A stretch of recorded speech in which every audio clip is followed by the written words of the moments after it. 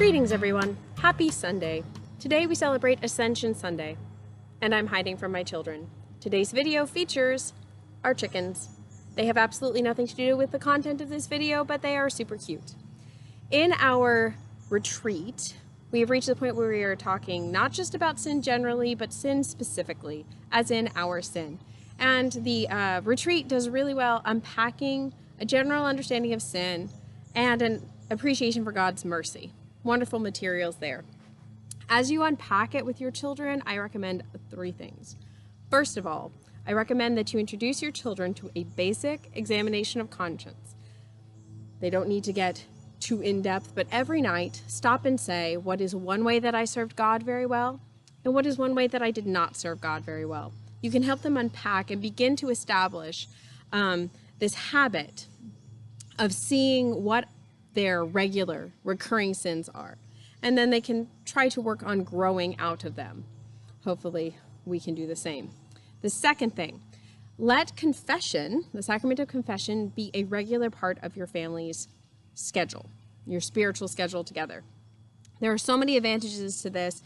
It's establishing really good habits in the spiritual life, but it's also setting you up for success, because someday when they are very earnest and spiritually sincere teenagers, they might be afraid to ask you to take them to confession. And who can blame them? Because what parent wouldn't respond, "What'd you do?"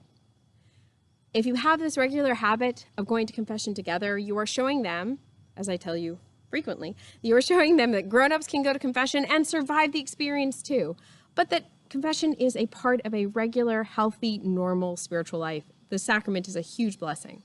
We still have confessions at St. Thomas through this pandemic, and they're really remarkably short lines, so make the most of it. Number 3, play the sin game. I promise I'm not about to launch heresy at you. What is the sin game? We have all these really cool categories, right?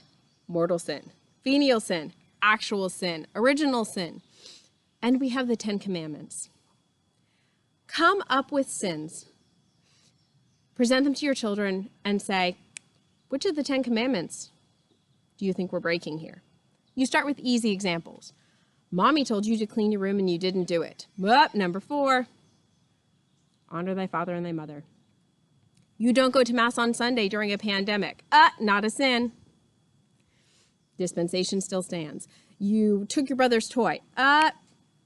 Number 10, because you probably coveted it first. And number 7, thou shalt not steal. You'll be amazed how much fun this can be, especially when you can get more inventive. More inventive, things like you robbed a bank and you threatened the teller. Okay, we've got thou shalt not steal, but we also have thou shalt not kill because you threatened another person. And you'll be amazed how this can revolutionize your parenting responses. Do not brain your brother with a piece of Lego. Which commandment are you breaking? More seriously, you're giving them the tools so they can see more fully what sin is, how it operates, how it hurts us, and why the 10 Commandments are even part of our moral life. I hope you have a wonderful week. I hope you all stay free of sin.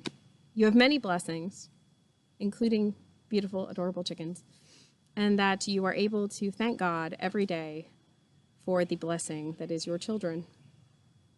Keep the faith.